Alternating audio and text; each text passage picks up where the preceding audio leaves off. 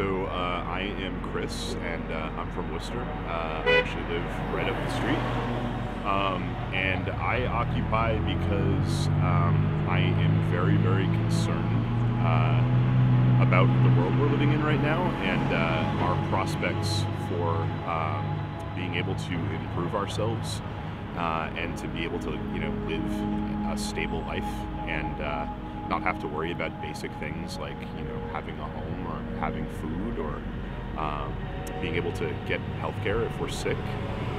I think that we've really gotten off track in terms of equality in this country, and that it's become an issue where we're not inheriting a world that has as much promise for us as it did for our parents or our grandparents. Unfortunately, a lot of the people that are living right on the margins aren't folks that have all sorts of free time because they don't work. They're folks that are working 2 or 3 jobs, 50, 60 hours a week. And if they even have the time or the energy at all to be able to participate, it's going to have to be here.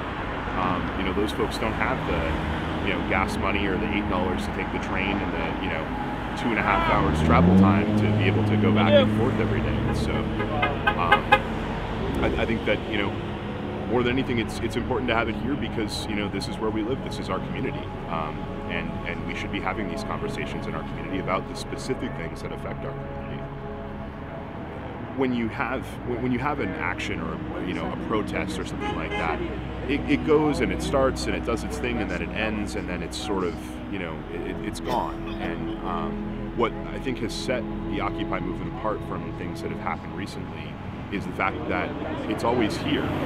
It's very difficult to ignore, and it makes people pay attention. And when there's been protests and things, particularly in the city in the past, they don't really tend to be noticed by folks very often or covered by the press. And for better or for worse, we've had press coverage almost every day, and people are talking about Occupy worldwide and across the country and right here in Worcester. So I think in that sense, it's been a valuable tactic. The other thing is that it's allowed us to engage in conversations with people. People come by here, day and night, and they might chat out their window for a minute, and then they wind up pulling up and coming and talking to folks for a little while, and then they might never come back, but they have some idea of what we're doing. Or we have folks that's how their involvement started. They're here every day or almost every day now, and that's how they got involved.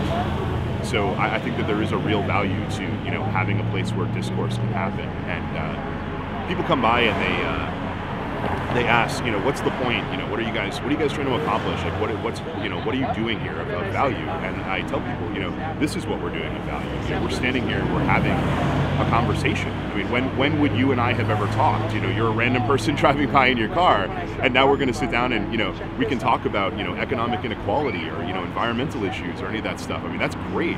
That's something that has been it's been lacking in this country, I think, for too long. So.